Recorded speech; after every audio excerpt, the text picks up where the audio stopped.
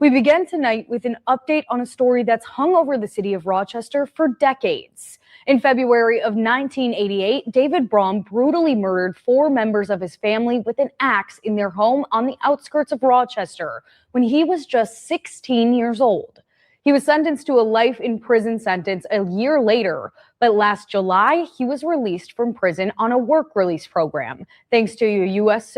Supreme Court ruling which said life without parole for people under 18 is unconstitutional. Today, Braum appeared in front of the Minnesota Department of Corrections Supervised Release Board, looking to be granted parole. Some of you might remember this case, and that's because we covered his initial parole hearing a year ago, but now he's coming for a second bite at the apple. It was just yesterday where he showed up and said, "Take me off of work release, unleash me, let me out into the public." As if Minnesota didn't have enough problems already, does it make sense to release an axe murderer, a family annihilator, back into the public? Well, what we're going to do is we will take a flashback to the past to watch his original parole hearing. Then I'll read your comments that you left about that parole hearing. And then we will watch his final parole hearing that just took place yesterday. Now, look, many of you have actually seen this hearing already. So I'll leave timestamps in the description if you just want to skip ahead to hearing number 2. But now with that, let's jump in. On February 17th, 1988, Mr. Braum indicated to a friend that he was going to kill his family. On February 18th, 1988, Mr. Braum telephoned another friend and stated that he had killed his family. If you've lived in Rochester long enough, you've heard the name. This is him on his way to prison. This is the last time Rochester saw him. Braum. You've probably read the headlines. 5 lives that are gone. I mean, they're literally gone. Remember the reports? The question Olmsted County authorities must decide now is whether to charge David Braum as a juvenile or as an adult. And watch the Braum family murder story play out on national television. Good evening. Topping tonight's News 11. Police charge a 16-year-old boy with 4 counts of first-degree murder after his family is found axed to death in their Rochester home. Patty Price lived it. It was a crazy, awful experience. In the middle of the night on February 18th, 1988, 16-year-old David Braum killed 4 of his family members. His parents, Bernard and Paulette, and younger siblings, 14-year-old Diane and 9-year-old Rick, all murdered with an axe. We're here today to review Mr. David Braum, who is present by video at the Minnesota Correctional Facility in Mandoo. Mr. Braum also has his advocate and friend, Mr. Paul Welker, present on the screen as well. Here with me at the Minnesota Department of Corrections Central Office is our Commissioner and Chair of the Supervised Release Board, Mr. Paul Schnell, along with board members Christine Bray, Cheryl Ramstad, Jody Nelson, Juvenile Expert Member Jody Nelson, Juvenile Expert Member Donald Strufert, Andrew Larson, and we also have our newest board member present by video observing today. Our records indicate that on February 18th, 1988, a deputy of the Olmsted County Sheriff's Department entered the Braum residence. The officer found 4 deceased victims: Bernard, Paulette, Diane, and Richard Braum. The victims had been killed by repeated blows with a heavy, sharp object. A blood-stained axe was found in the home. On February 17th, 1988, Mr. Braum indicated to a friend that he was going to kill his family. On February 18th, 1988, Mr. Braum telephoned another friend and stated that he had killed his family. On October 15th of 1989, David Francis Braum was sentenced to 4 counts of first-degree murder in Olmsted County District Court. Sentence number 1 and 4 remain concurrent, and Mr. Braum was paroled from those sentences on January 16th of 2007. Sentence number 2 started on January 17th of 2007, and Mr. Braum was paroled from this sentence on May 21st of 2022. Mr. Braum is currently serving sentence number 3. This is a 17-year life sentence and his parole eligibility date was originally September 23rd of 2037. Due to legislation regarding individuals who were juveniles at the time of their offense, Mr. Brom now has the opportunity to be reviewed by the Supervised Release Board after serving a minimum of 30 years. Today's review represents Mr. Brom's second juvenile offense review after serving approximately 36 years of incarceration. This includes his credit of 605 days given by the courts. Given the changes by the legislature regarding juvenile offense cases, Mr. Brom is eligible to be considered for parole as of February 17th, 2018. Thank you. I turn this matter over to the board. Commissioner. Good afternoon, Mr. Brom. How are you today? I'm good, thank you. I would like to start out, you've been through this before, start out by asking you to tell the board what it is you'd like to see happen as a result of today's meeting. I'd like to walk away from today's meeting with an understanding of what a step-down process might look like for me. Can you talk about your readiness, your journey, what led you to here, and the extent to which and how that, in your view, readied you for being considered for parole? What led me to this point in my life? Yeah, and your readiness, if you for parole as you've described. Okay. Yeah. So I've kind of spent my time the best that I can to change the things about my life that led me to the despair and the decisions that I made and the actions that I took, the crimes that I committed. I tried to change everything that I could about myself. And I believe that through the help of staff, programs, the support system I have in my life, I'm a good example of what a transformation can look like in a person's life through the Department of Corrections. I think that I've demonstrated consistency in that progress and in that maturing and growth, and I believe that I'm ready for parole.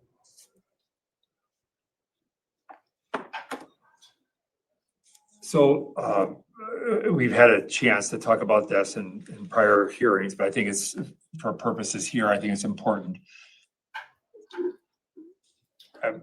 As you know, the gravity of this offense is immense. Not just the impact on your family, but the community, and as you say, the ripple effect over the course of time. But as you think about,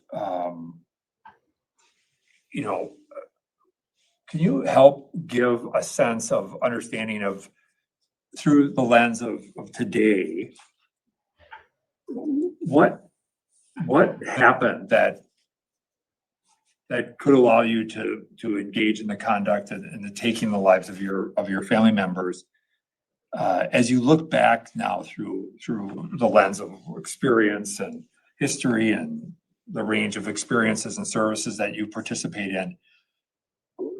How do you understand what you did at that time? Yeah.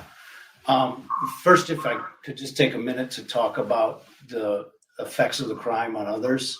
I'd just like to apologize to the family and friends of Bernard, Paulette, Diane, and Richard. I caused tremendous loss in their lives, incredible grief and pain, and left them with confusion and unanswered questions. And I apologize for that loss, for that grief, for the murders that I committed and the effect that it had on their life. I'd also like to apologize to the courts, the court officials, the sheriffs, who just as a matter of the service that they provide to their community, that they were a witness to the crimes that I committed. I apologize for the impact that that had on their lives. And lastly, to the neighborhood, to the church we attended, the schools we were enrolled in, and the community of Rochester. I apologize for the ripple effects of losing an entire family in such a horrific way. And to give an idea of what leads a person to commit the murders that I did, I struggled with depression for some time, and it had clouded my thoughts, and it clouded my my ability to process things. And I had grown to a short-sighted view that I thought these things were going to last forever. And I knew I couldn't live that way forever. And in the cloud of depression, I started to believe that other people were at fault for the way I felt. And unfortunately, that fault I placed on my parents and my family, because I was often more depressed at home than I was in other areas of life. Hey, it's me. I have Brom in here for a comment. When did when did you first start to get or gain a level of insight or clarity or an understanding of the depression? When did that begin to happen? I started to understand a little bit about it when I was in the Oaks Treatment Center in Texas. That was a beneficial environment for me. They were supportive and encouraging, and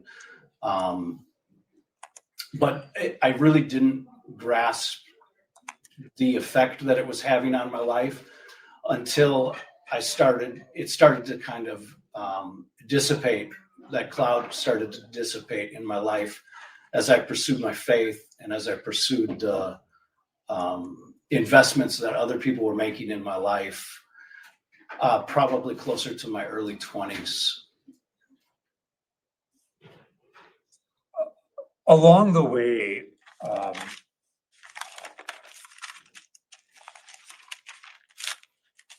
were there reconnections that you made with people who were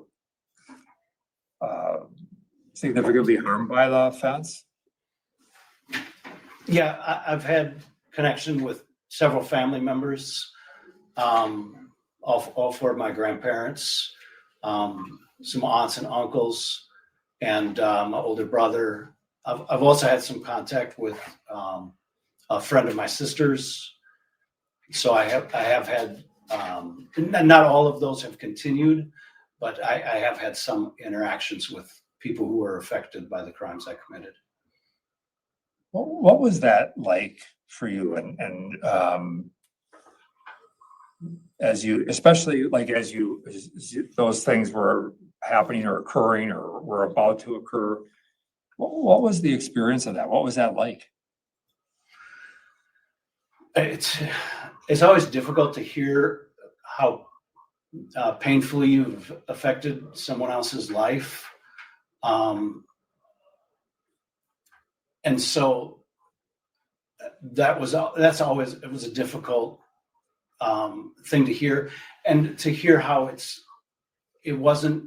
didn't end.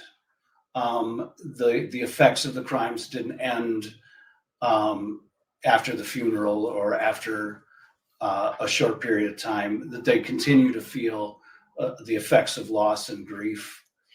It was also honestly sometimes difficult to hear their acceptance of me into their lives as I struggled to go through the journey of finding a way to forgive and accept myself. It was difficult sometimes to hear their forgiveness and acceptance of me.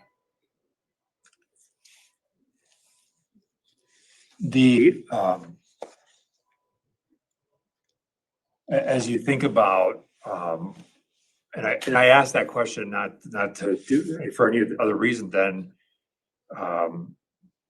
you've had transition and what you're seeking from the board is further transition. And all of the things that happen bring something new or different.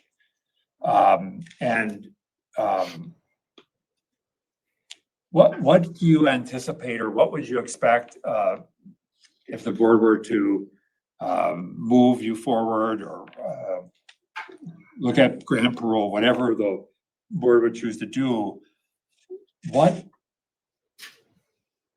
How do you feel like you would manage or be able to deal with that type of a transition as well, certainly you're not the person you were when you were 16 years old, but nonetheless, the offense is a reality. And how do you think you would manage that? So, I mean, it's with any challenge that I face, I believe I have a level of emotional maturity now in order to deal with and recognize what I'm feeling and to work through those emotions. And when that becomes a challenge to me, I have a very strong support system. And so I rely on the advice, counsel, and help of other people that are in my life. And they can usually speak to me in a way that's helpful. And going forward, I also know that I have resources in the community that are available to me that I can reach out to. I'm working with a couple peer recovery specialists and things of that nature. And lastly, I also have, when there's challenges that I face, I know I have a parole officer that I can turn to for help, and ultimately other corrections staff that I can turn to for help.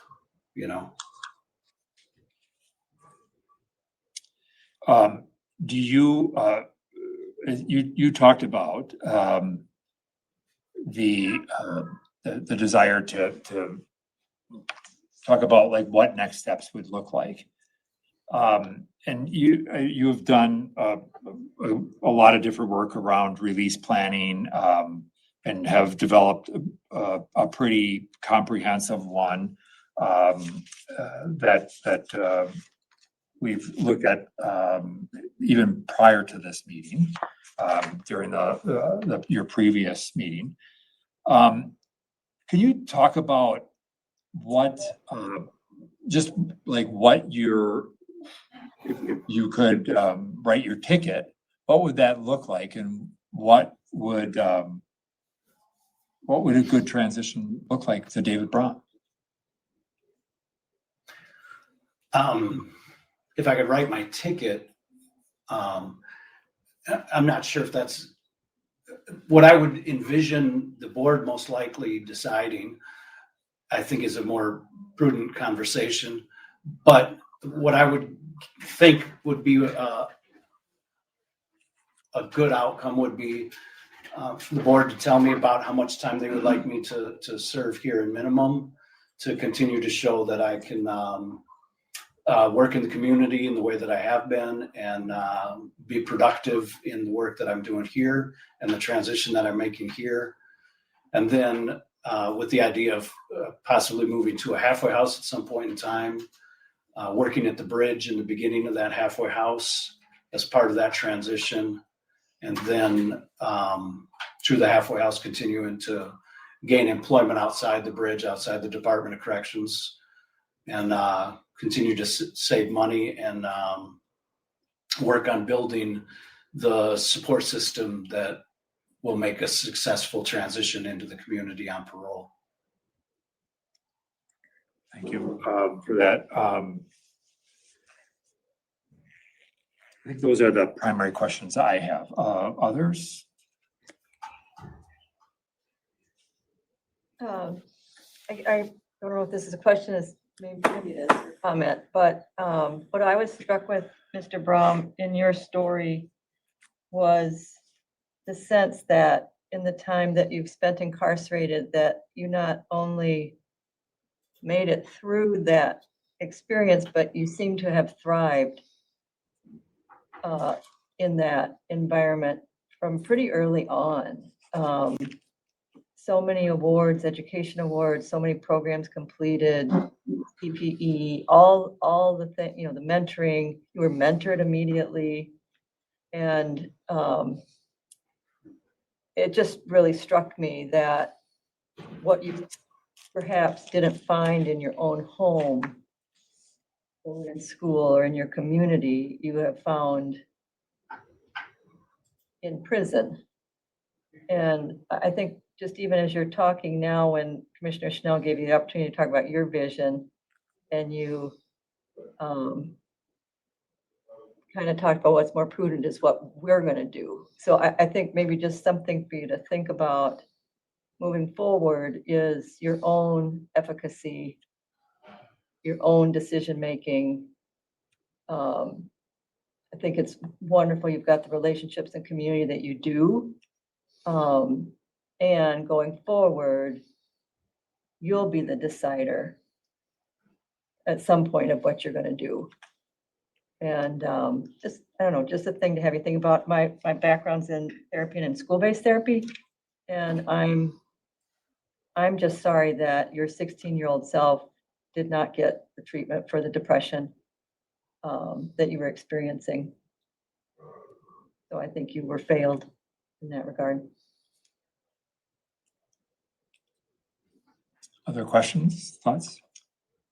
I may comment. I'm struck by the phrase, Commissioner, the reality of the offense.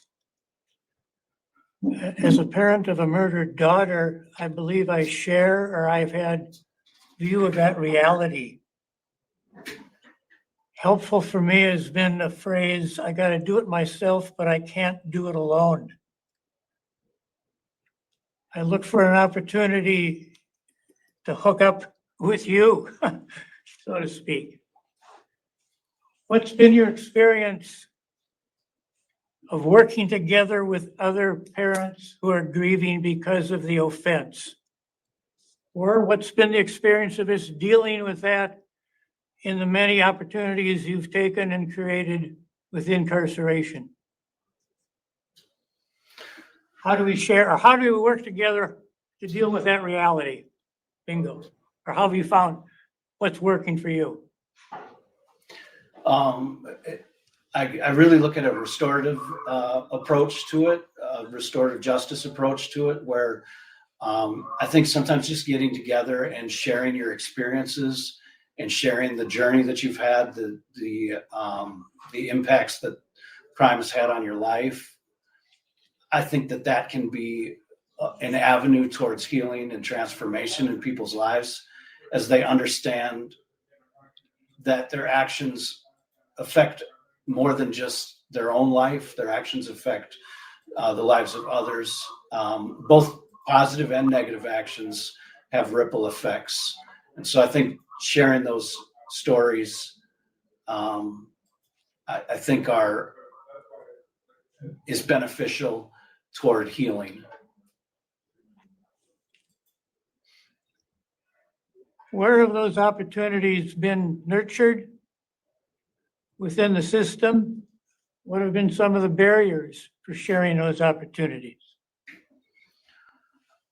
Some of the barriers to those opportunities just lie in the nature of incarceration is that you're separated. So there's not always an avenue for contact to be made. It's also difficult. A lot of times there's, and this is entirely up to a victim to have, but there are no contact orders, and sometimes the Department of Corrections wants a person to not have contact with surviving family members of victims. And that's always been an issue that I've addressed when I've been asked to sign paperwork that says I will not have contact with surviving family members of victims. So I can't sign that paperwork because I've been in contact with family members. So that's a challenge in the department. It's also a challenge, to be honest. There's a matter of accountability that it's always it can be a difficult thing to be accountable for the crimes you've committed, for the way that you've harmed other people. That can be extremely challenging personally to be fully accountable for that.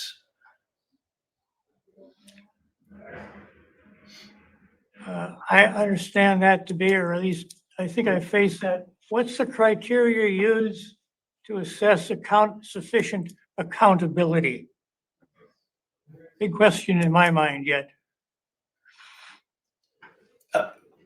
For me, I look at accountability kind of one, accountability involves understanding the impacts of your actions, the crimes that you committed, understanding the ripple effects and the people's lives that you've harmed and how you've harmed them. So just one, gaining an understanding of that. I think another aspect of that accountability involves making apologies and doing your best to, if you can, repair the harm. And obviously, in my case, that you cannot repair certain harms, but to do your best to provide healing in other circumstances, in other areas where you can, giving back to communities in whatever way that you're able. And then thirdly, for me, accountability also involves recognizing the changes that need to be made in your life, looking at the things that led you to hurt people the way you did, to take the lives that you did, and making the changes in your life that need to be made in order that does not repeat. I concur, and I appreciate, and I think I've found healing and strength in all of the above as well. I guess I would add one more. I think at times, as you mentioned, there are opportunities or maybe need to change some of the system criteria or policies or opportunities for victim and offenders to dialogue and to meet and to interact. A lot of fear, a lot of unknown, a lot of yet to be determined things are I think, getting in the way is my view. But I appreciate your efforts, and it looks like you've made great success in that along the way, and my hat's off to you. Thank you. Thank you. Just a reminder that the camera is over here. Just so Sorry. you know, Mr. Brom, there are screens across from people, and so they may not be looking at you. They're looking at a screen. So just so you're aware. I appreciated being eye to eye with you and realize you are not eye to eye to me. Yeah. Can I just ask one question about, you did the clinical pastoral education program, and if you can maybe describe that a little bit, in the peer recovery specialist training, and then what or how those things might apply to your future, whatever that looks like. The clinical pastoral education was an opportunity to take part in it's a master's level program. It's a chaplain internship, and the class that I participated in involved the teachers and the instructors coming in to the prison in Stillwater, along with 3 or 4 chaplain interns from the community, and then usually 3 or 4 inmates that were also at that point interning as chaplains in the prison. And we would take the classes together and listen to lectures. And the main thrust for me of the clinical pastoral education was just deeply listening to people, and not just listening to respond, but listening to hear the stories that they're telling, And then also listening for, a lot of times there's a lot of tragedy and trauma and hurt that people share in their stories, and listening for the examples of strength and victory over those experiences. And so for me, chaplaincy really involved listening deeply to people.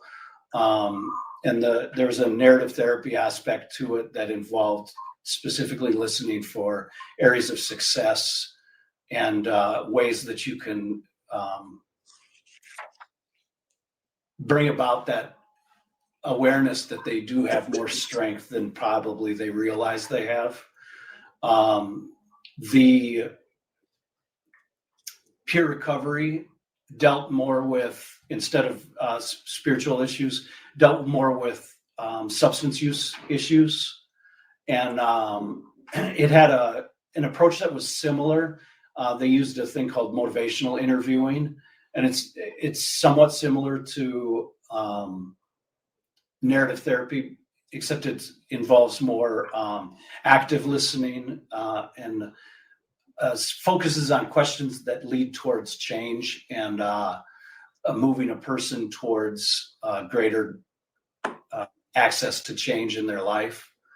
And the mentorship program in St. Cloud, I'd also like to mention that dealt a lot more with the mental health aspect of things. So I felt like I really had a good, after that program, I really felt like I had a good, well-rounded understanding of how to deal with people in crisis, whether it be through spiritual means, through recovery, or through mental health issues. I felt like it really made me well-rounded in that aspect. And as far as in the community goes, I look forward to an opportunity to connect with either a recovery community organization or a ministry or some nonprofit that deals with people who are in crisis or experiencing hard times, and being able to share the knowledge, the skills that I've gained over those classes with them. Just last thing for me, I just would just say I appreciate you. I know that you moved to St. Cloud was after being in a medium setting. It was a little bit of a shift, and going back, but I really appreciate the role that you played, and the challenge of kind of going back inside to a more close setting, and applying those skills in that setting. So I just want to acknowledge and also the updates that you provided were helpful and useful as well. So thank you for that. I have a couple of questions actually. So, and some of this is a little bit of a follow-up to one of my colleagues and what she had asked. And so my question is largely kind of framed by like your experience from when you first came into prison at the age of 18 or whatever that was. Like your trajectory does not align with most, meaning came in, you did not see a lot of the disciplinary stuff. I mean, 37 years and you've had one violation for having too many people in your cell, I think is what I had read. That almost makes it harder for me to wrap my head around. So can you, to what do you attribute your success when prior to that you engaged in what in your packet is described as an incomprehensible offense? Does that question make sense? It does make sense. I think, so first, I think that my record does not necessarily reflect the reality of my early incarceration. In the fact that while, I did not have discipline like many people have, I did have a somewhat poor attitude towards a lot of things. And so it demonstrated itself in a lot of times I just passed on opportunities that were available to me because I didn't think it was necessary if I'm going to spend the rest of my life in prison. So after getting my high school diploma, some of the staff wanted me to go to college because Pell Grants were offered back then. And I really didn't see any point in getting a college degree because I felt like I could get any job in prison without a college degree. And so I did have employment. I was employed. And so, but it doesn't necessarily demonstrate what was going on internally in me. And so I think my record is a little deceptive in that sense because I was struggling when I first came to prison. And it was mostly with hopelessness and some despair.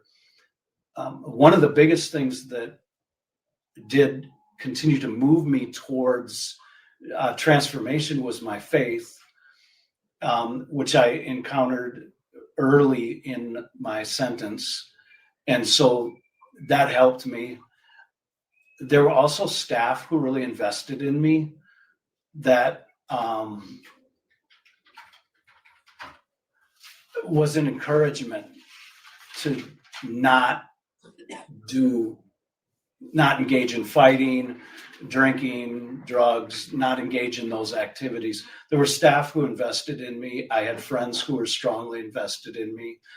I did not want to disappoint my grandparents after I had harmed them so much by continuing in destructive behavior. That was my grandparents visiting me. I didn't want to ever have to explain to them that I was in segregation for doing something that I shouldn't have been doing. And so that was a strong motivator for me as well early in my incarceration. Have you, I think earlier you had talked about, at the time of the offense that you were really deeply mired in depression. Is that, and I think I had also read that you had gone to I'm assuming a mental health treatment program. I think it was in Texas or have you had ongoing behavioral health contact or is it,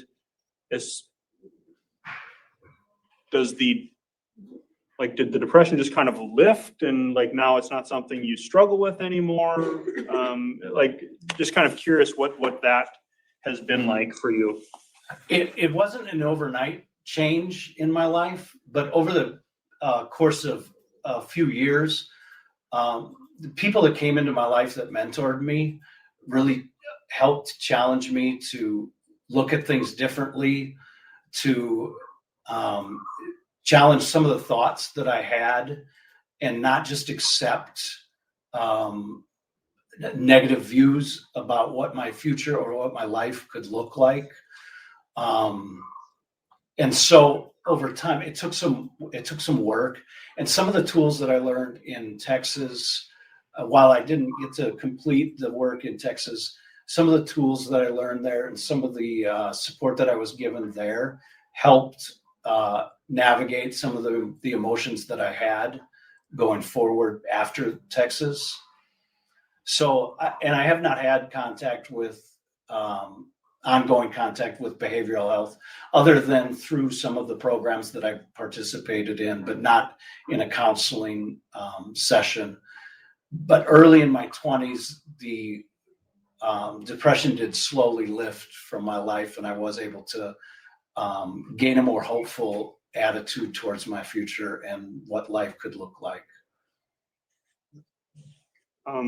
Last one for me, and I apologize if I'm reading more into it than maybe I should, but I'm just I'm trying to wrap my head around all of this. So earlier, when you were kind of giving your opening statement, you indicated that you apologized to the family of, and that's your family.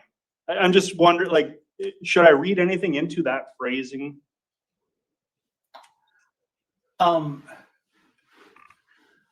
It's so for me, I don't know if there's anything to read into that. I recognize that not everyone in my family would accept me today as family. And so I don't feel like it's appropriate in an apology to say to my family who I've harmed, because they may not be accepting of me as their family. Okay. I appreciate that clarification. Mr. Brum, I just want to follow up on some of the mental health issues you experienced early on, and you made a statement that you didn't feel the need to pursue additional support to address your mental health needs since your brother passed away in 2016. Could you talk a little bit about that? Why did that? What was it? So when my older brother passed away, I felt a great deal of grief, and so I struggled with that grief for a couple of weeks, and I was considering contacting the mental health staff in Stillwater at that time, and my pastor came up to visit with me on that weekend that I was considering reaching out to the mental health staff. And we had a very helpful conversation about grief and loss. And I felt like I turned a page in that experience and in that journey through my conversation with my pastor. That was very helpful. And so after that visit, I didn't feel like it was necessary anymore to reach out to the mental health staff, because I felt like I had gotten what I needed from my conversation with my pastor. You referenced the time that you spent in Austin, Texas, and the diagnosis you got there. Do you remember the diagnosis they gave you? It was depression. But then it went on to talk about schizoid paranoia and bipolar, things like that.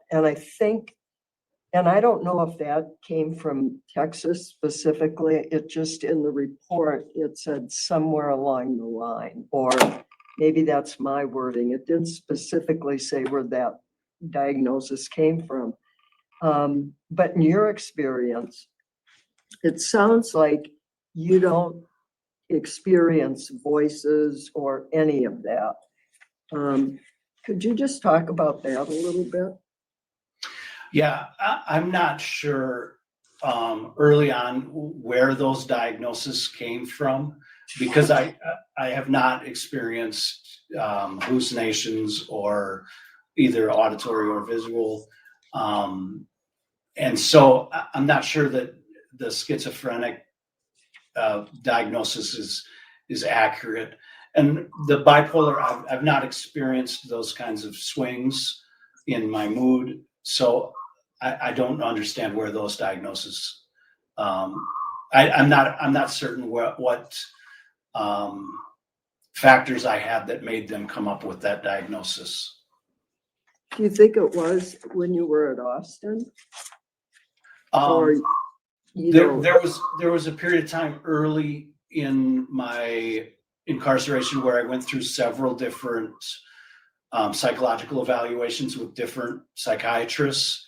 And I'm guessing that some of them came up with different diagnoses. I don't think my doctor in Texas was focused on evaluating me for diagnosis, but I'm not sure.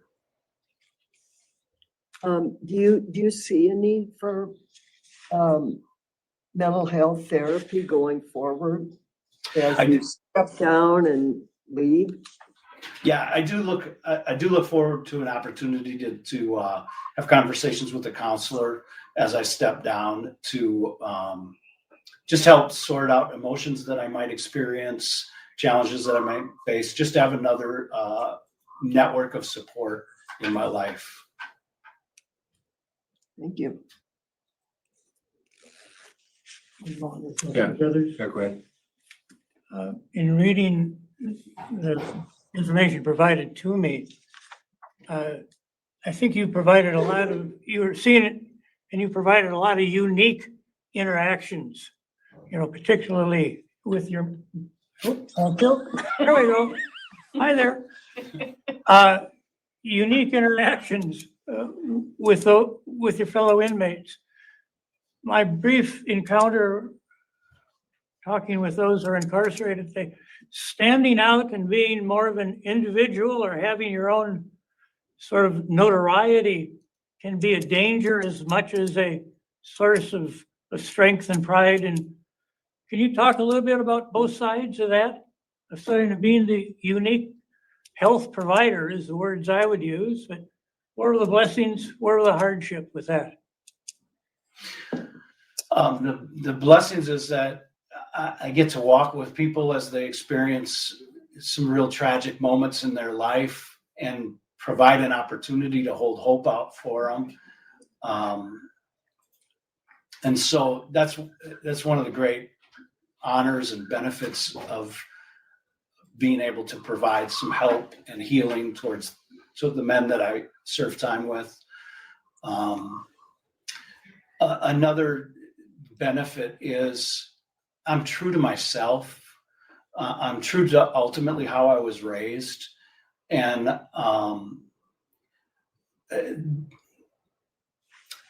there's something empowering in being who you are and not trying to be fake. And there's something freeing in being who you are. The challenges are, it's heartbreaking to watch other people just continue to destroy their own lives, continue to destroy other people's lives. It's painful to watch people struggle with addiction and mental health and not reach out for assistance and not reach out for any kind of change or progress in their life. There's a challenge in peer pressure to go with the crowd when the culture is about violence and a predatory violent nature. There's a challenge of dealing with peer pressure there. But all of those things have kind of made me stronger, and I think also in a sense more sensitive to the struggles that I've witnessed other people experience in their lives. Thank you. Thank you. I'm going to open it up to Mr. Welker. I just want to say thank you for being here today. We really appreciate it. And I would just like to open the floor to you to speak to your sense of where Mr. Brahm is at and any other thoughts you have for the board. Well, thank you so much for having me. I really appreciate it and appreciate being part of this. Yeah, I was just reflecting and thinking when I first started seeing David, I was 29 years old. I'm 63. I know him. I know him very well. I've seen a lot of growth. He's the finest man I've ever met. He's grown. He's very. He's got a gift of encouragement. I guess I'll say it that way. And it's been a real blessing to be a part of his life and be with him on the journey. Can you describe just the connection and how this came to be? Yeah. So David was a friend of another inmate who was incarcerated at the time in St. Cloud, and they were pretty close. And then and I was visiting this other inmate at the time, he got transferred to Faribault, and he thought that it'd be good if I could begin seeing David and encourage Dave in his time. And so that started in I'm going to say summer of 91. And that's how we got connected. It was through another inmate that I was seeing at the time. When you say that you witnessed considerable change in him over the course of time, what are some of the notable changes that you did observe in that span of time? Yeah. Well, I think I just saw him grow emotionally. He has learned a lot of skills on how to deal with different emotions, how to identify how actions are coming from those feelings, and those feelings come from thoughts, and those thoughts come from the heart. And so he's learned a lot about who he is, and he's learned a lot about how to identify issues more clearly, get to the root of issues, and deal with those in constructive, positive ways. And over the years, he's gotten really, really good at it and has been able to share that with other people. Excellent. Anyone else have questions for Mr. Walker? What do you anticipate, Mr. Welkert, will be your relationship with him from this point forward? Should he be released at some point? What would you anticipate your involvement in his life, and how would you characterize that you anticipate your relationship would be? Yeah, thank you for that question. That's a very good question. As I understand from David's perspective, he would like the relationship to continue. I would as well. I would anticipate it would. The gentleman I was referring to, who was an inmate that got me connected to David, was released in 1995, and he and I still have a relationship where we get together monthly. And we meet in Wilmer, Minnesota. We walk for a couple hours. We go out and have lunch, and we talk about where we're at in life and how I can be helping. And the mentorship kind of continues there in that relationship. So it's been, I don't know. I started seeing him in '87. So yeah, I'm still in this life 37 years later. I would anticipate a similar route with David, where I would meet regularly with him and be there for him whenever he needs me. Thank you. All right. With that, I'm gonna before I close the discussion and we begin deliberation, I want to just briefly open the floor to you, Mr. Brom, to make any final comments. No, I appreciate the opportunity to talk with you, and I'm grateful for the questions that you've asked and the thoughts that you've provoked from me, and yeah, just look forward to hearing the results. All right, thank you. At this time, I'm going to close the discussion. During board discussion deliberation, the board will not entertain questions or allow interruptions. And with that, I would open the discussion to the board. I have a question regarding the piece in his release plan about meeting with the sheriff of Olmsted County and the prosecutors. When do you anticipate that happening? While he is still incarcerated to some degree, or once he's out on supervised release? I've had just the preliminary conversations there, and I think it would be whenever they might be willing to do that. So that would just really be either or. It could be either or. It's just something that came up, I think, as a result of the community investigation originally. I guess I'd like to see Mr. Brom on the track to parole, and I don't know the right language exactly. I mean, he's at Lino, right, minimum right now, so whatever the step down process is, I'd like to, I certainly think he's ready and like to see that happen. And I don't mean like fast track, like, Right. but he said earlier, I'd like to know what the path is going to be here. And I'd like to see him on it.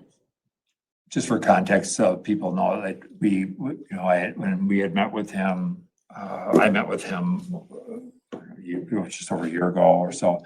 We implemented that move to St. Cloud, and then I think it was just in December he was transferred back at the minimum because I had made the commitment at that time that he would go there for a year to work in the mentor and intake unit. So he did that. So that's where he's at now. So it's just been, I don't even know if it's a month yet. Correct. It was 12/3 that he got to minimum. So just over a month. And then probably started it not too long after that. 12/3 again, where? He got to minimum At what? on December, At just Lino the Lakes. beginning Lino of Lakes, December. okay, thank you.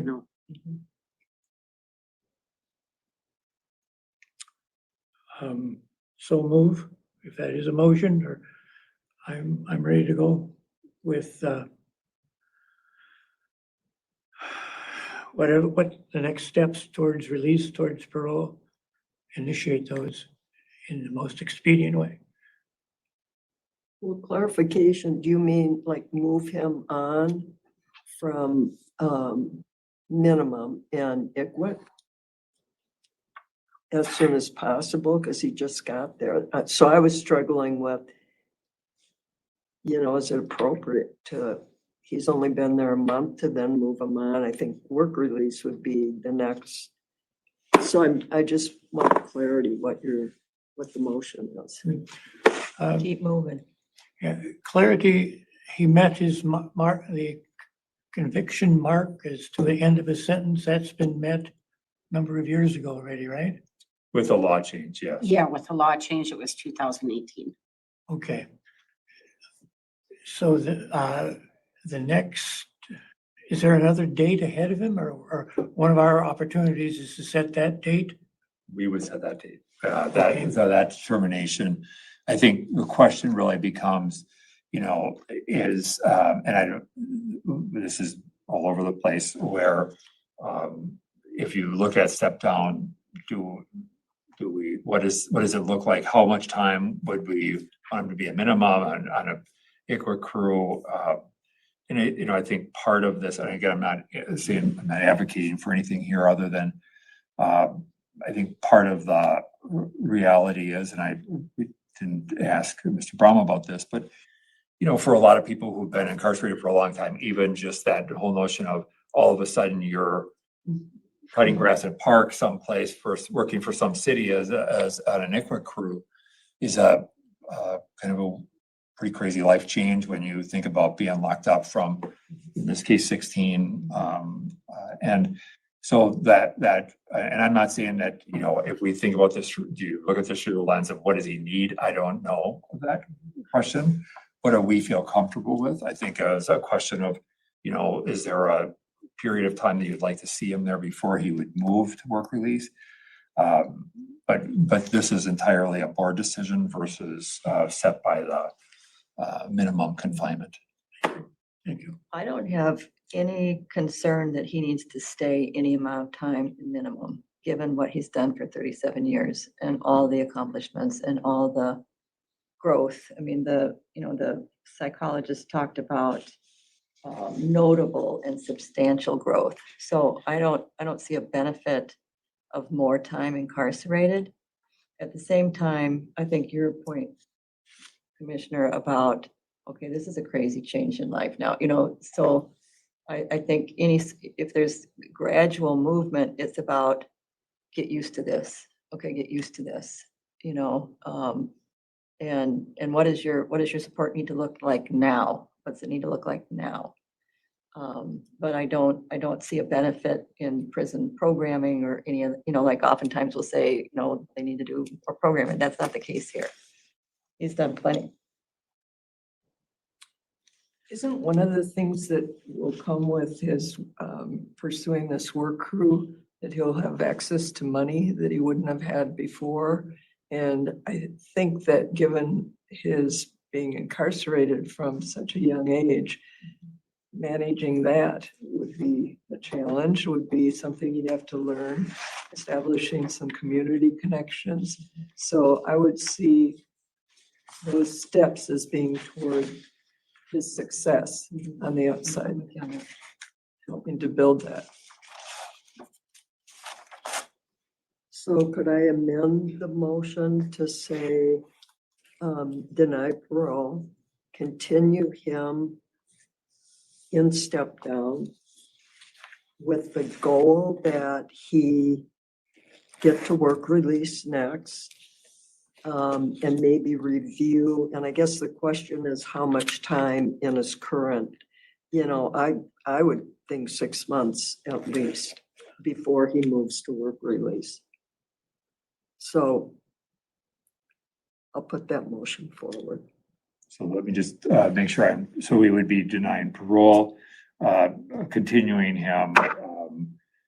Well, I'll figure out what that is after, but we have 6 months. You would like to see 6 months in minimum before a transition to work release. Then the question is, I think it's either two questions can be approached either way. How long would you like to see him in work release, or when would the board like to see him come back? Because that either way, you're going to get to the same end. Do you want him to do a year in work release, 6 months in work release, or do you want to set it out to 18 months and that's 6 months in a minimum? Or he would actually spend a month there already. So you could, if you wanted to do something odd, do 17. That would be a year then a work release. So I think these are questions that would have to be refined. The question I have, or the encouragement I would have in work release, I agree, it's more of the community supports the access to what's happening and that transition into the community. I believe that can be accomplished in 6 months. Or can you get anything more out of that than what's going to be available in 6 months or less? But it's that set up that connection with the community. I think work release then really opens that up. Whereas the minimum is just sort of a good ground to move into work release. So I'd say 6 months, or can you talk a little bit more about the opportunities for community interaction, community exposure?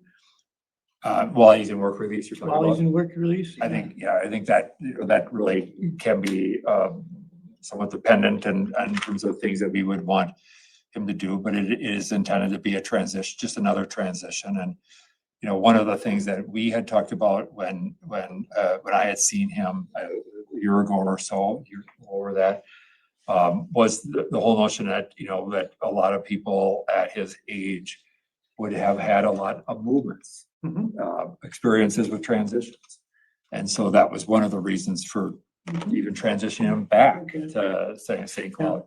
And so that was a part of that thinking. So I guess in terms of work release, I think we have had people in work release for long periods of time. Generally, that year is kind of where we don't like to go super longer than that, because that could be really challenging for folks.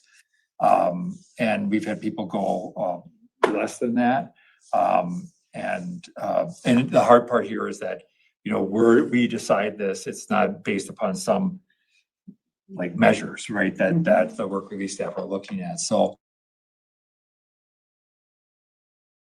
if you were saying do 6 months on work release,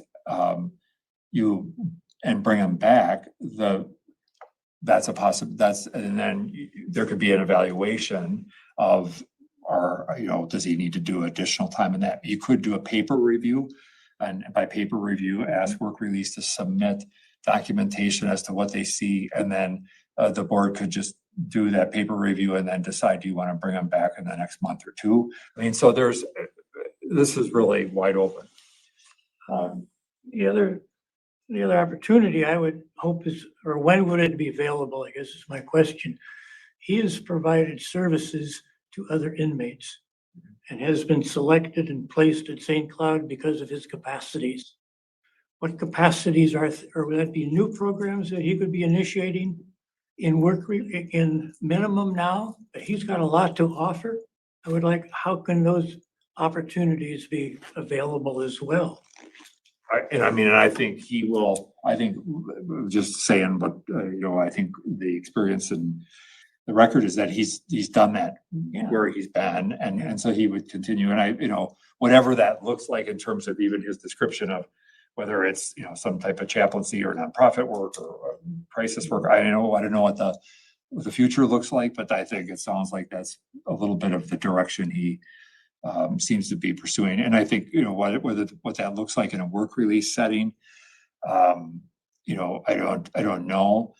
He talked a little bit about Bridge, and I think he's got a unique focus. If it's that kind of, the Bridge can be a really helpful thing in terms of job search skills and some of those sorts of things. I don't know, given his focus, if that's, the place to go for some of those things. That tends to be much more, focused on, on job search skills and job readiness and yet minimum, and ICWA can provide some of that. I think the growth in restorative practice in the state, the Office of Restorative Practice, all the grants that are going out, the advisory, county advisory groups and that are going to provide some terrific opportunities for him. And they're looking for people with lived experience. So. Would there be opportunities for him, since he's now at Lino, to participate in that capacity of mentor for Prison Fellowship Academy? It's harder, a little bit harder when you're on the outside and going in, because that's just tends to be a bit more challenging. Not that it's impossible, but that and there's a level of, there are a number of people who come out of prison fellowship that end up in minimum. So there can be a bit of that community connection that just exists more naturally in the minimum setting because of PFA being on the inside. Well, can I amend your motion to say deny parole, continue on the track to parole with a presumptive review in 1 year, thinking he does some more time where he is right now in minimum, and then he goes to work release, and then we review on paper, or he could come back to see if he's ready for parole. What would be the wishes of the board? Do you want to have him come in and see him and talk to him a year? Or would you want, I'm just by way of the motion here. Yeah, I'd go with presumptive, but somebody can amend it if they feel strongly. I would prefer longer if I'm being honest. And I say that not as some sort of arbitrary attempt to, extend the incarceration custodial status any longer than necessary. It's more so, I think the gravity of the change, and what those changes represent. I think it's just, and I have no reason to believe that he wouldn't be successful. It's just more time to make sure there aren't any sort of whatever, hiccups, just adjusting to that ongoing step down. I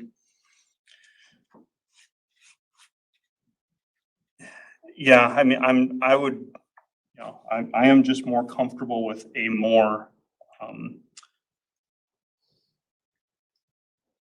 with a longer step down. Doesn't need to be 5 years, but something a little bit longer than a year would be my preference. I'm only one board member. Are you concerned about the Olmsted County community? Absolutely. The that's absolutely a part of it, is the feedback from the law enforcement community, the prosecutor's office, like that's a real thing that, even statutorily, like it's one of the factors. So that's a thing for me. Do you have any sense of like what would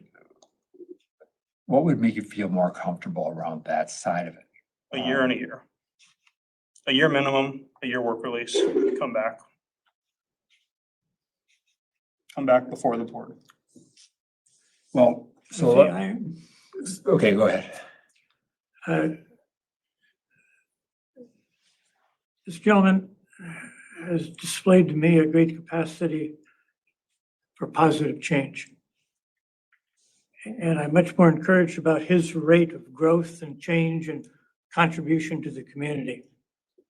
I'm real concerned about the rate of change among the law enforcement component that prosecuted him originally and their more static response.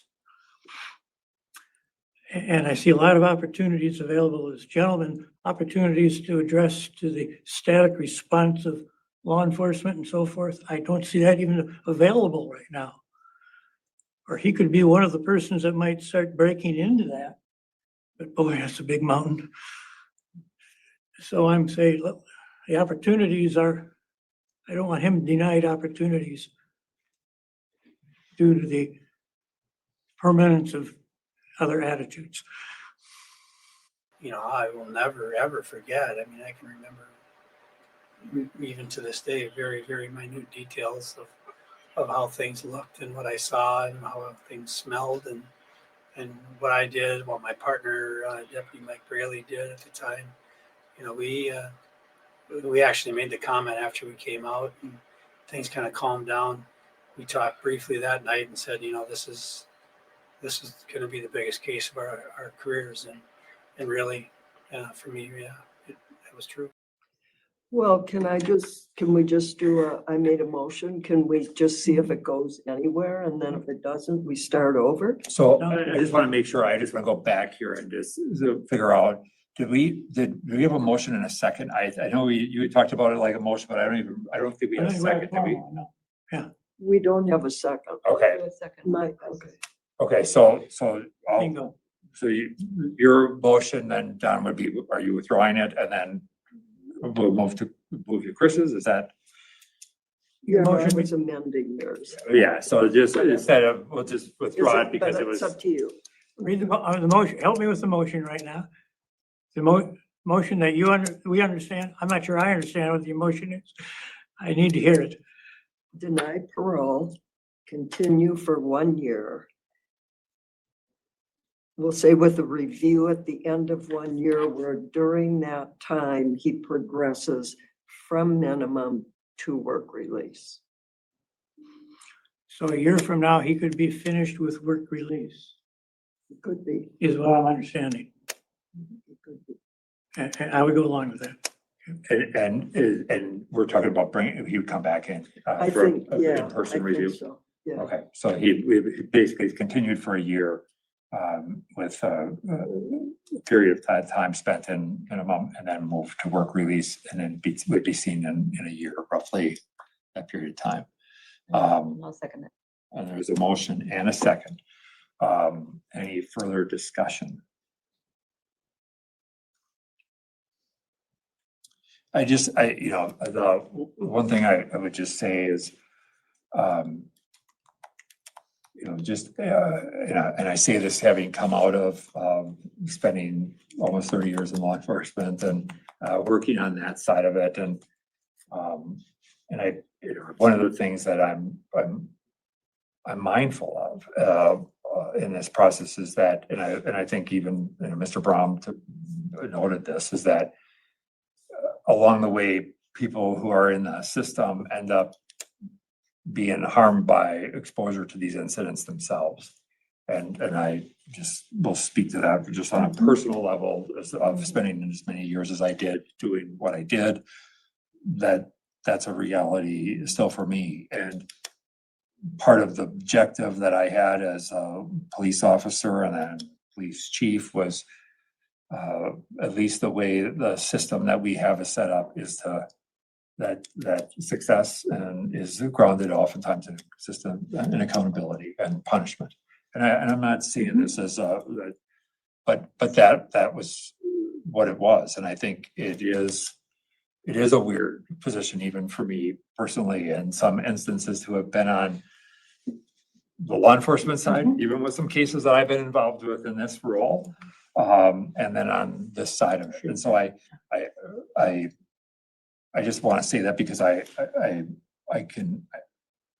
understand where law enforcement and prosecutors can oftentimes be in their response to these cases, and in particular cases that have such a pronounced community impact as well. That I get it, and I don't say that for any other reason but just to provide some context because.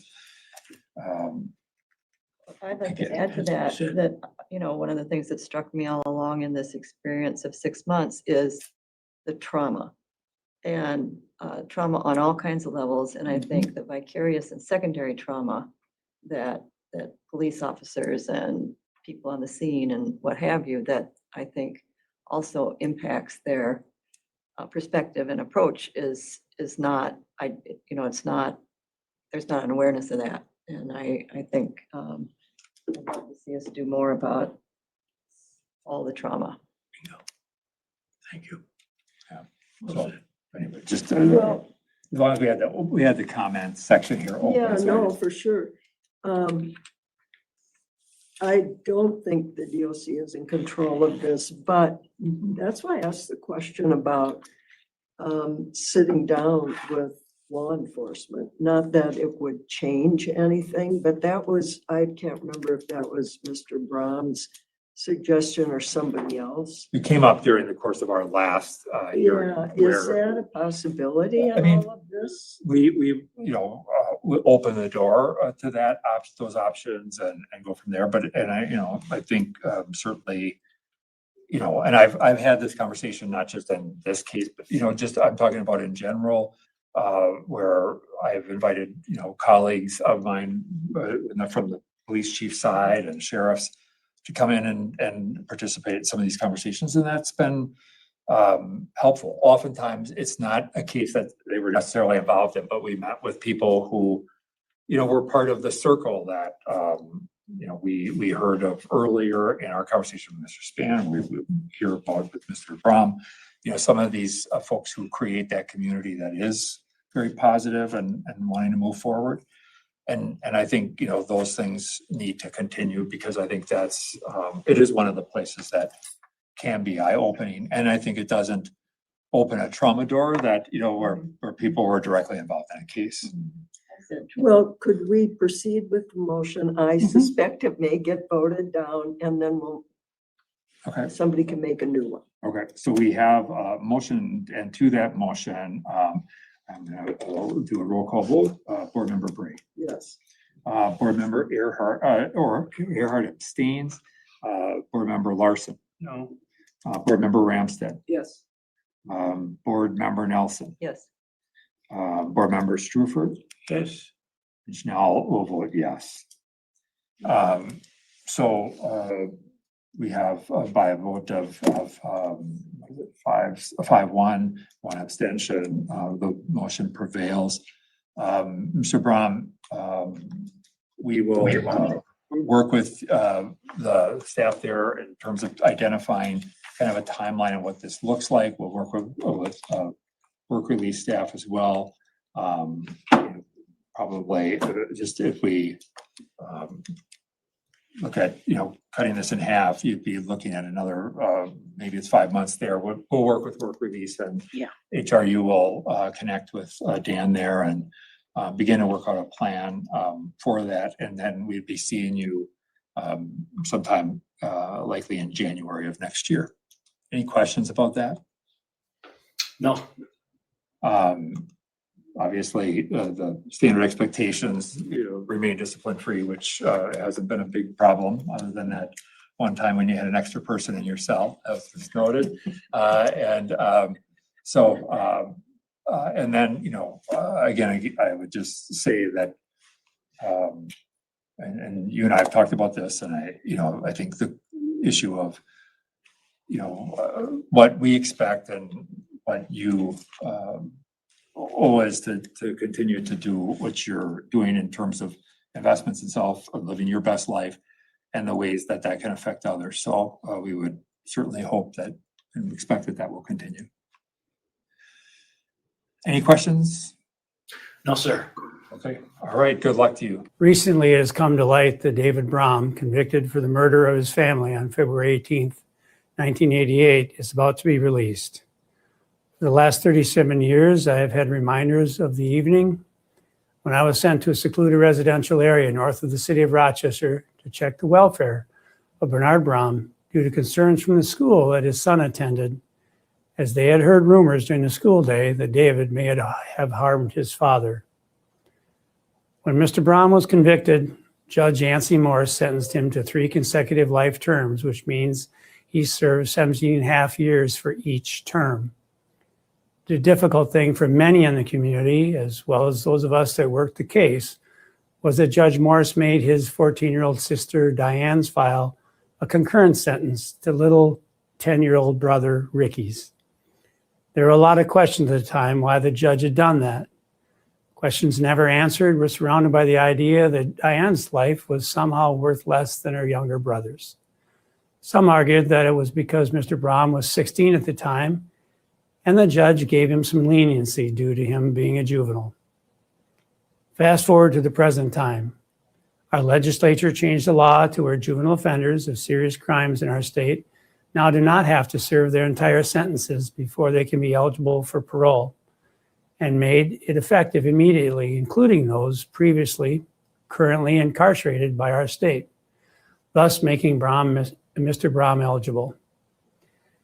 As Mr. Brom, as we are now told, has faced a parole board, they have determined he is now eligible to move from a medium security prison and step down to a halfway house and eventually finish the remainder of his sentence on parole in public.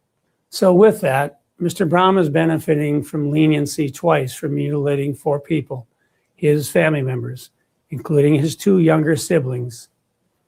Diane and little Ricky could be parents and very productive members of our society today, but were never given the chance due to Mr. Brom's selfish, immature 16-year-old actions. To Mr. Brom's credit, in my understanding, he has done remarkably well in the various prison settings and has reached an understanding of the seriousness of his crimes. Mr. Brom has apologized to everyone involved and is remorseful for his actions. I cannot stop what is already in motion, and we as the public, must trust the parole board's decision and have to hope Mr. Brom is ready for this transition in his life. I'm very pleased to hear that, but it is still hard for me to accept and forget the sights and smells of what I saw that Thursday evening in 1988. And I don't think anybody could have said it more elegantly than the police chief. But now what I'm going to do is read your comments, read your thoughts, what you thought about this parole hearing that I posted 9 months ago. And then we are going to go to yesterday's parole hearing to see his last bite at the apple. But, again, I think that Minnesota knows what they're doing. Clearly, they don't have enough drama going on right now. What's the big deal to add an axe murderer, a family annihilator into their city? Nothing really wrong can happen from that, right? So let's read your comments. And I'm going to filter it by top comments. And I'm going to go down the list, So he murdered a whole family with an axe. Why is this meeting even happening? I agree. That's kind of pretty much it in a nutshell. Psychopaths don't have real feelings. They cannot grow them ever. I would agree they don't. It's just true. You just can't. You can't fake it. That's what it is. It's your brain.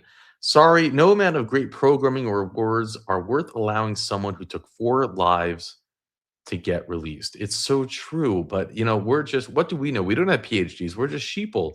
His best friend who spoke on his behalf should let David come and be his roommate. And so this is so funny. Last night when I heard that he was getting released and I emailed Richard Sir Richard, and I went to sleep thinking that. I actually went into bed and I said, "Oh my God, imagine if I had this man over as a guest in my guest room." And that sent shivers down my spine. And I would love for the parole board, any one of those members, to have him as a guest in their house with their family. There's no way they are going to sleep that night. They probably aren't Second Amendment folks. They're going to become a Second Amendment folk real quick. They're going to get the locks on the door. They'll have a shotgun ready. They'll have the whole thing because there's no chance that you could do it. And I don't believe it. I do not believe they can have him sleep over in their house. Imagine how terrifying that would be. There are some things that can't come back from. Oh, it bounces. Does YouTube do that to you? It literally has a mind of its own sometime. His eyes are blocking. He's lying. The guys who had 40 years to practice his spiel. The way that he talks about his family that he murdered, like they are strangers to him, is screaming sociopath. I was thinking psychopath, but this board doesn't even know their own process to their square table discussions was excruciating. Sociopaths are erratic and impulsive. Psychopaths are planners, lack feeling of love and remorse and compassion. This guy is a psychopath. I feel better about myself. Thank you, Angel of Hope. You gave me hope. The board is disgusting. So sorry for that 16-year-old. The community failed him? Really? Okay, lady, you live with him. Release him into your house. Exactly. That'd be terrifying. Oh my God. Imagine him sleeping in your house for even just for one night. He should stay in prison. A whole family died. How can they even think of letting him go? Oh, look at this one. Because he's an orphan. God. Oh, Bobby. That's genius. Oh my God. That made him so fun. Yes, that's the joke. I know. There is something wrong with the fact that people who murder can leave prison as pastors. That puts them in position to work with the most vulnerable people in the community. I mean, yeah, it is. It's a total joke. They also, in Connecticut, they leave as with CDL licenses so they can drive trucks. I'm talking about alcoholics and chomos, and they also leave as substance abuse coaches. When meanwhile they relapse within a month of leaving prison. But make it make sense. Okay, so in 1988 he asked his family. Today he acts for parole. That was good. Outstanding. Well done. Smiley face emoji. Yes, that was good. Okay, the review board was pathetic, treating his family slaughtering axe murderer as the victim is beyond revolting. The psychopath should never see the light of day. I agree. I'm waiting for the comments. I'm waiting for the PhD to tell us we're wrong. He's learned to speak properly by being so isolated and being able to focus completely on being convincing. He should never be paroled. He is isolated and being able to focus completely on. I mean, he didn't look human at all. I think in reality, when you look at this parole hearing, it was terrifying. He had no emotion. He had nothing there. I think he should be paroled as soon as his family comes back to life. Boom, mic drop. Best comment ever. That was good. Already being said yesterday. Wow, this dude literally murdered his entire family with an axe because he couldn't deal with his teen angst. The fact that the board doesn't catch on to this makes everything worse. It is. It's insane. It's asinine. The board, but they're smarter than us. Do you guys hear my puppy in the background? Wouldn't want to have him as a roommate. Transform. Yeah, I know exactly. I'm gonna work. Okay. All right. He shouldn't be paroled as soon as his parents and siblings. Oh, it was said yesterday. I think that's what you meant. Okay, you're right. I guess it's not always who says it first. It's who gets the most likes. The whole judicial system is broken. This man should never be let out of prison. I agree. Nope. Words without emotion, all learned. Yeah, that's true. As a Minnesotan, I am utterly disgusted and outright embarrassed. Here we go, a local Minnesotan speaking on behalf of Minnesota. And but don't worry, local Minnesotan. I mean, I think what Minnesota needs now more than ever is an axe murderer, a family annihilator. It's good. It's good for you. If he had any actual remorse, he wouldn't even ask for parole and would accept all the crimes. There are no excuses for it. I mean, yeah, but that's never the case. He calls his immediate family by their first name. Oh, I'm looking for this comment. Instead of mother, father, sister, and brother, as though they were strangers. And he blames his horrendous actions on depression. I feel like his apologies are empty and self-serving. He should not be paroled, in my opinion. I agree, Kitty. Looks like you're having a bad hair day, but I agree. Yeah, it's just insane. And you might make the argument, okay, so he's not being disingenuous. He doesn't feel like they're relatives. I mean, he did murder them with an axe. So why put on the fake crying? He didn't really, he was like what a sociopath is, like, I did it because I was depressed. And it's better than the fake crying, maybe. At least he's not acting, right? At least he's just saying it what it is. Okay, you can make that argument, but that doesn't mean you get paroled. No, no, no, no, no. You get to stay in prison and die in prison, because why should anybody have to live even in fear knowing that you're their neighbor? You lost the right of living in the public. You murdered your family with an axe. Why is this mind-blowing? You should have gotten the death penalty, not paroled. But his brain wasn't fully developed, Mandoo. Besides, his father wouldn't let him play his music he wanted. All right, okay, my bad. All right, we'll go into the next hearing. There's a lot of good comments, guys. You should check them out. Oh my God, horrible that you made. You're welcome.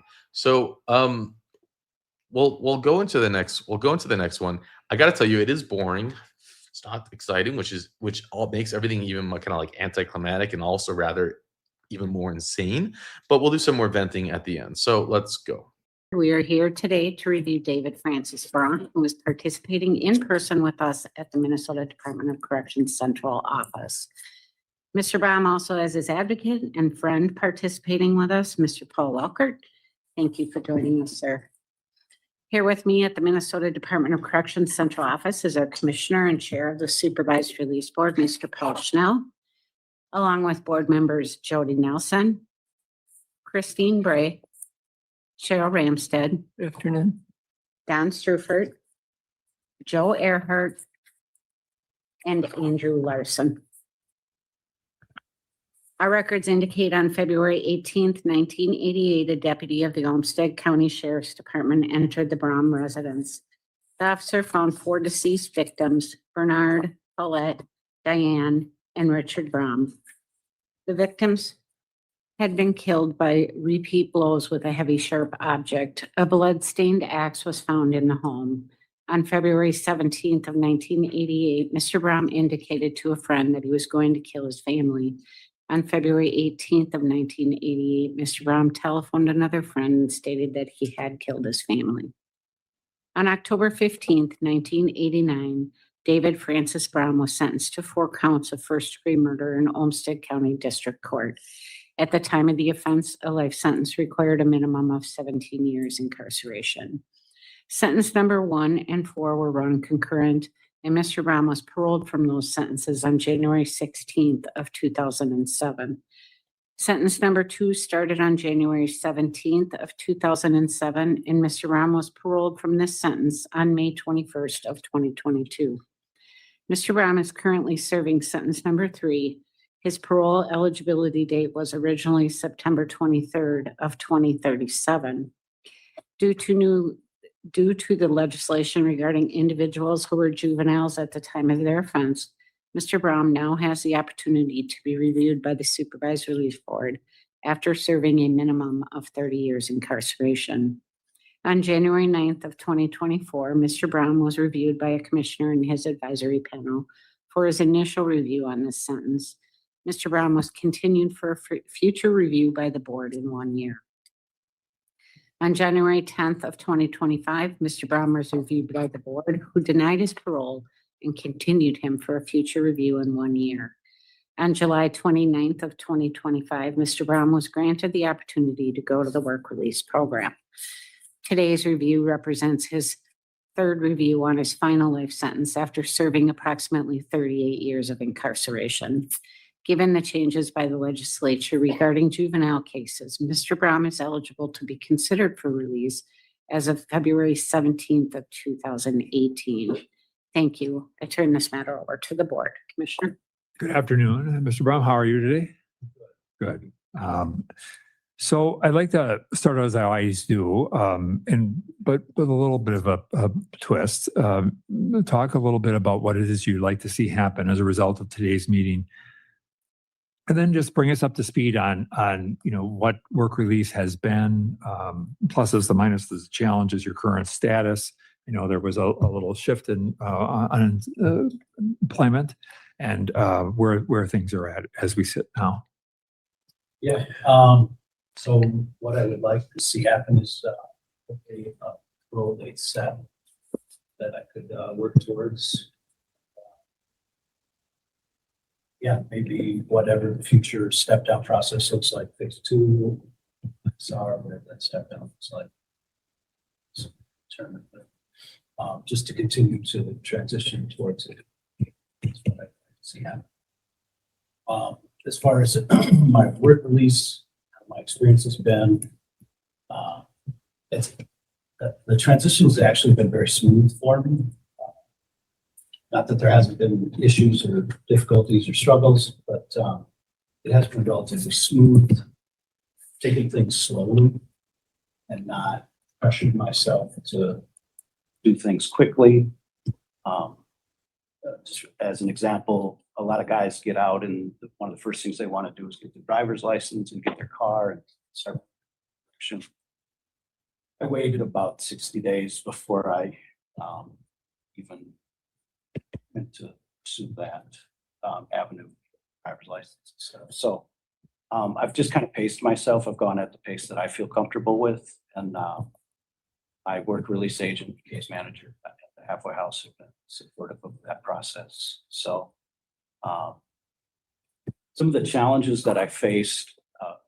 So one of the biggest challenges is the situation where you come into and things don't make sense. Sometimes decisions don't make sense, and it's just that's what they've always done. Things aren't progressing with technology. They're not progressing with modern times. It's just like this is how things have always been done. So, for example, we begin our work release. We have a flip phone, and it's really difficult to navigate in today's society without the technology and communication tool that everyone is using for commerce and connection. Just the smartphone links and QR codes are everywhere, and you can't access those with flip phone. And when you come from an environment where you kind of know everything and you're comfortable with everything, you transition to the community where everything is kind of new and different. Having that impediment, I found to be a difficult challenge. I found ways to make it work, but there were sometimes hurdles that you had to just find ways to overcome. But based on your feedback, we're changing that. Yeah. No, but I appreciate it. It was very helpful. I know you and I personally had that conversation. The board wasn't. Yeah, present. part of that, but yeah. So that was one of the early challenges. Another one of the early challenges was everything is new, so everything is relatively uncomfortable, and just getting used to being uncomfortable and leaning into places where you're uncomfortable. It's not, instead of retreating back to a place where you might find comfort, like the halfway house or your room, just pressing into the places where you feel uncomfortable, just challenging yourself to face those things. You mentioned my recent employment issue. So I was working at a place. This is their slow time of the year. I was hired during their kind of the peak of their year, and as things slowed down, they slowed down further than they expected. And since I was the last one hired in the department, I was the first one to let go when they started making cutbacks. So, but I had an interview with a job on Monday and got an offer to start on the 16th of next month. And I have a second interview with the company tomorrow, to just a follow-up interview. And so I feel good about those prospects. Call me back for a second interview. So, Not the name of the company, but what's the nature of the work? cabinetry. Yeah, which has been something that you. Yeah, I did for Had- 10 years while I was in Stillwater. Yeah. Yeah. Good. So as you look at the future, what do you anticipate being, the ongoing challenges that you know or suspect you're likely to face, and some of the strategies that you will use to address them? Well, I mean, there's one of the strategies that I've been using is a lot of times if I go into a place, an environment where I know I'm not going to know the communication, the language. So I did get an opportunity to get a smartphone, and I went with a friend to go get that smartphone to make sure that I wasn't being taken advantage of and sold some things I didn't need, and that I got the things that I didn't. So one of those strategies is sometimes going along with someone to provide a little bit of help when I know that I'm going to need it. As far as emotionally, when I face challenges, I just revert to the things that I've always done as I work through challenges. Initially I go start in prayer, and I just spend time in prayer, just trying to calm myself and reassure myself. If that doesn't work, I usually just try to figure out where the emotions are coming from, what the emotions are, if I can process through them myself. Those challenges continue to boggle me. You get the mic. Live feed can't hear you. If the challenges continue to bother me, I reach out to my support network. Okay. And you, when you talk about your support network, do you feel like you have a broad enough support network in a variety of places and spaces to access people? I kind of joke with people that I feel over-resourced. It's sometimes hard to keep track of and keep in connection with everybody that I have that supports me, and to try to keep everybody in the loop. But yeah, I do feel like I have a very broad support system in a variety of areas. We've talked about this in the past and when we've met, but one of the things that and that is not surprising to you, as you've acknowledged that your case had significance and prominence, and created considerable consternation and challenge. And how have you dealt with or faced some of that, and what insights have you gained as you think about moving forward around how you navigate people who may have strong feelings about you and your release and so forth?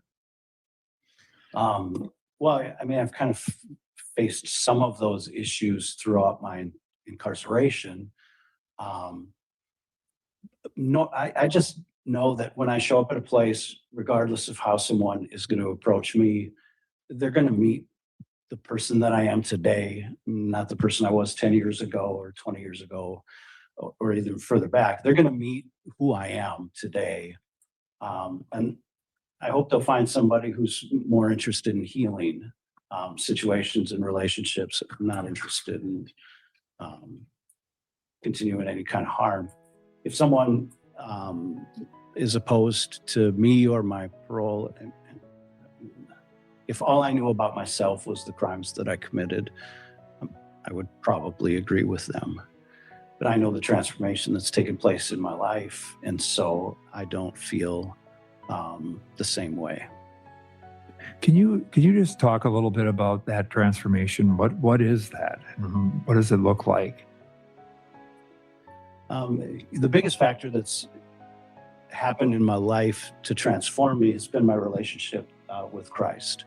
it's been my faith that has been the biggest transformative power that's come into my life. And then I've taken that and pursued the different programs and opportunities that were available to me throughout my incarceration to just try to find ways to better myself, to overcome deficiencies that I had,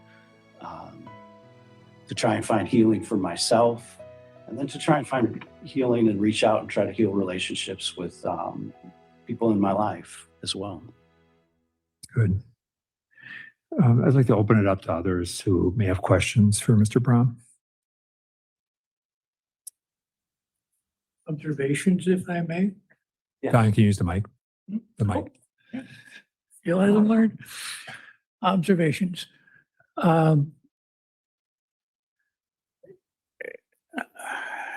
You deal with dialectics so well, or opposites or paradoxes.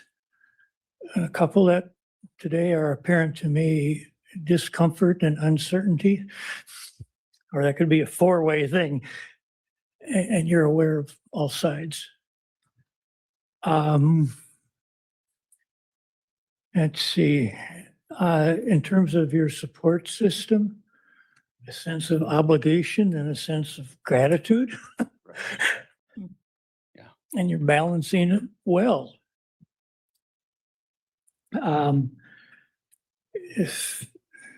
Three things that I share with you are enthusiasm, and maybe the uncertainty of which will be available, or which are available.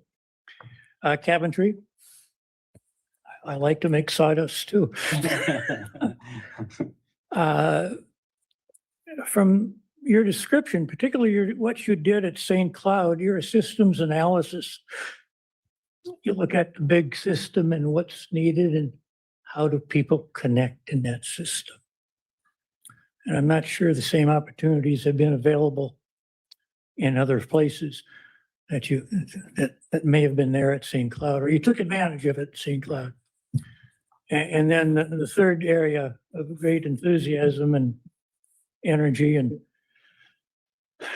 grace, for lack of the best word, the spiritual, your connection with your Christ. So thank you. Yeah. What I'm particularly interested in the opposition and how that can be addressed, or where you see opportunities, say, to address specifically some of community responses. What are the better paths? Maybe even this board could be involved in. Yeah.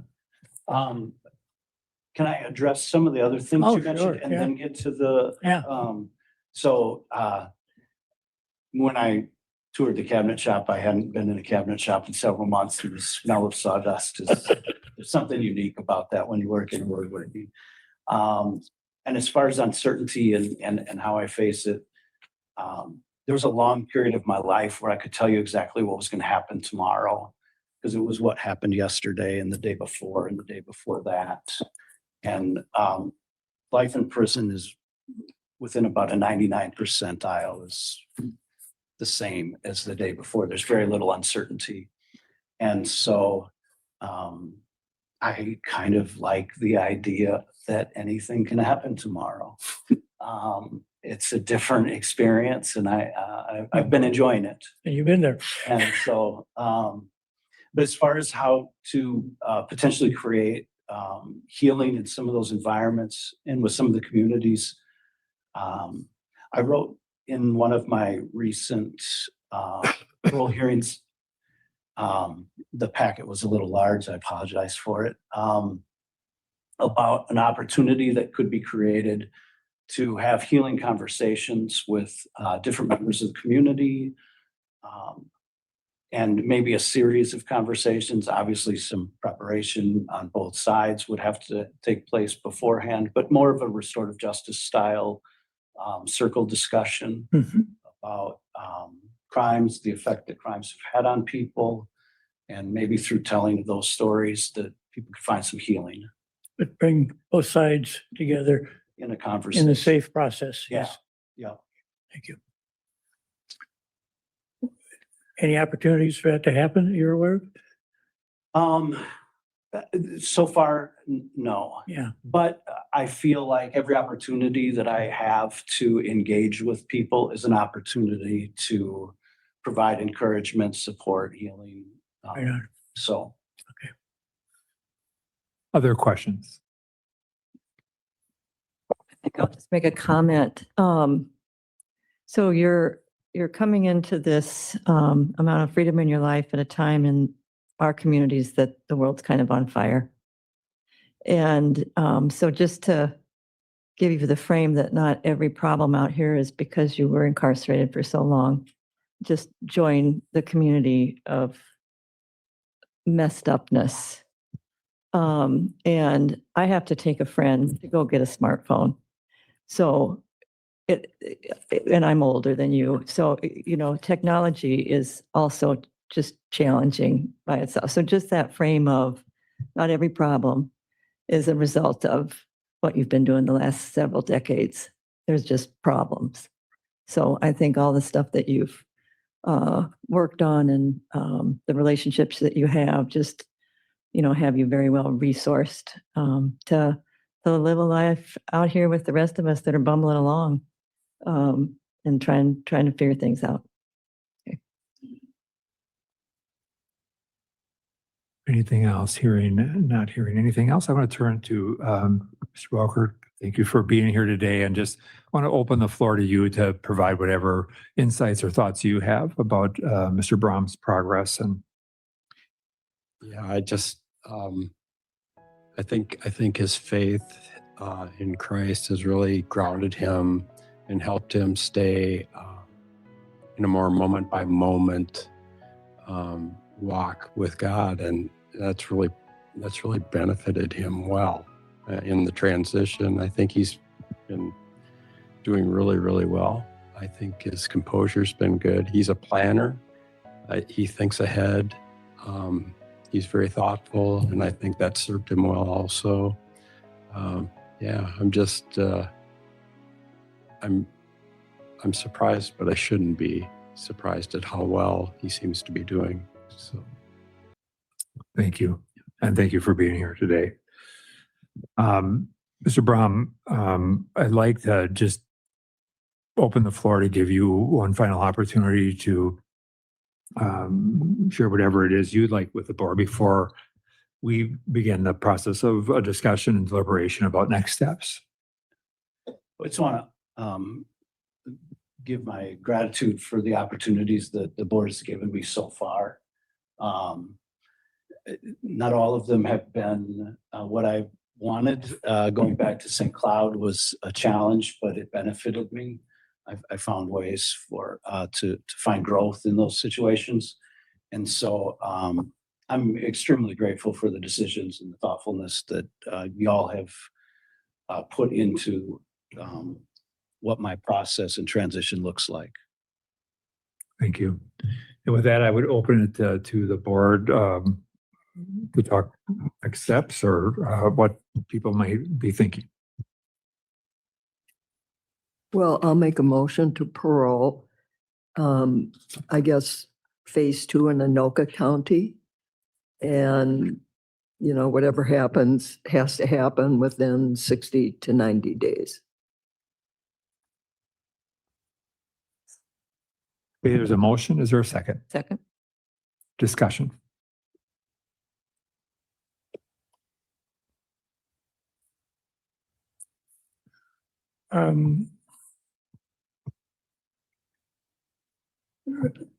There's a resource here that this could be advantageous in many ways. Maybe no particular way to identify that at this moment, but how can we see that? How can we be a part of seeing that happen? I think using some of your resources and your skills and your experience in this whole process. It's something I'd be interested in pursuing, or like to see this board pursue as well. Thank you. Uncertainty again, but good direction. There's a motion and a second. Any other thoughts? Obviously, it would the same things as the previous discussion. HRU to set and establish the conditions of release should it be granted by the board, and go from there. So. Where would that location be? I guess? It would go to Anoka. He would phase 2 work release until final assignment of an agent and approval of the plan. So the near future, it looks like Anoka County. Like a phased work release in phase 2. Yeah. Okay. Okay. To the motion, Board Member Bray. Yes. Board Member Earhart.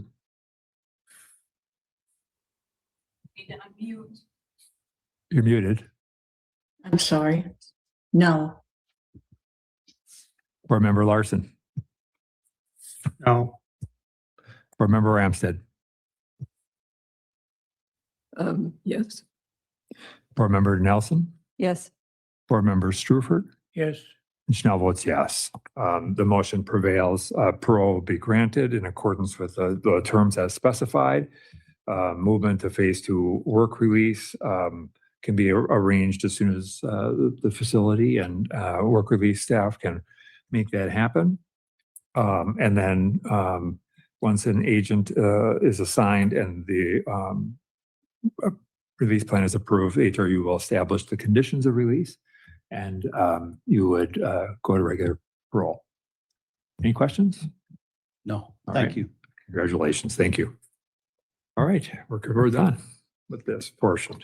A convicted axe murderer who killed 4 family members in Rochester granted parole today. With the decision of 5-2, Brom will get to continue building his life in Anoka County on parole. Now, Brown will get to choose where he lives in Anoka County. He will need to maintain contact with an agent and comply with all directives given to him, like remaining in the state, refraining from contact with any person deemed to be a victim in this case. Okay, guys, no parole for Tate. I'm sorry. As you can see, I discovered AI while I was listening to that boring, sorry excuse of a parole hearing, and I figured I would make it a little bit more realistic. What do you guys think? Did I overdo it? I just don't know. Let's look at the bottom line. By the way, no parole for Tate merch. If you want to support the channel, yeah, it's you know where to get it. But this is what happens, right? He gets parole to work release. He comes in for his parole hearing, and what do we find out? We find out that he was fired. He was fired. No one say, look at the mainstream media. And no, he was literally let go from his job. And how does he get rewarded? He gets rewarded with leaving work release. What? What world do we live in? Not only do they release axe murderers, but then when they get fired, they get promoted. And they don't challenge him. They don't do investigatory. Oh no, why did you get fired? Well, I was the last one hired, so the first one fired. BS. If you had been any good, they wouldn't fire you. That's a bloody way it works. Oh my gosh. You know, I doubt that they fired you because it has anything to do with you being an axe murderer. No, really. Why? Why? I'm sure they fired him because he was excelling at his job. And then I couldn't help it with the humor. The reason the AI thing started was like, I started with the AI thing because he actually says, I'm going to go get a job in carpentry. And when I think carpentry, I think of somebody with an axe for some reason. So then I'm like, oh, or at least a blade. Okay, that's a perfect job for you. Let's put the axe murderer around knives. And then everything he kept saying, it kept getting funnier and funnier. Oh, I need help. His biggest concern was not having a smartphone. And then the parole board's like, yeah, we never thought of that before. Now we got you a smartphone. It's like, well, maybe having someone who's a convicted felon on work release, maybe giving them a smartphone isn't a great idea. Maybe you should keep him out of the reach of the internet where he can discover better ways to annihilate families. I don't know. Call me skeptical. I know that we're just the exception of the rule. They said he can't be anywhere near victims. I'm sure there are some people in Minnesota that would not want to. Can you imagine? Like that's his only restriction. victims, direct victims. So he can go move anywhere. He can be near a school. He can be near, like, it's just crazy to me. It's so insane. Do you also notice what was missing from this hearing? No, like, grief, no remorse, no mention of the dead, no, I mean, he's just a stone cold axe murderer. And his, like, friend and support is looking at him like the next best thing. Wow, you're such a great person. You, while you were out on work release, you learned how to use a smartphone. You navigated going into a store to get a smartphone. If you actually listened to what he said, there was nothing there. There was no meaning. There was no depth. There was nothing. What do you do? I have a support group. They helped me get a smartphone. I already have a job interview lined up. You know, I would love to know when did he get fired, the date, and when is his actual interview? Like, you know, none of it. He got released in, I don't know. It's just, look, guys, there's nothing to see here. We're just a bunch of, you know, we don't know any better. Those put in charge, and then there are the parole board. Everyone's shaking hands and like they're all celebrating, like they had just this huge accomplishment. They just put this axe murder into the streets. Let's all celebrate. Like Minnesota doesn't have enough problems today. It's insane, guys. This is the craziest stuff. I had to add some comedy to it. I had to add that because I just can't sit through insanity like this. I can't do it. So I had to do this. Is the only way. Thank you, Sir Richard, for pulling up everything on this last second. I have nothing else to say. So yeah, with that, good luck, Minnesotians. I'm happy I don't live there, and I'll let you go. Recently, it has come to light that David Brom, convicted for the murder of his family on February 18th, 1988, is about to be released. For the last 37 years, I have had reminders of the evening when I was sent to a secluded residential area north of the city of Rochester to check the welfare of Bernard Brom due to concerns from the school that his son attended, as they had heard rumors during the school day that David may have harmed his father. It is still hard for me to accept and forget the sights and smells of what I saw that Thursday evening in 1988.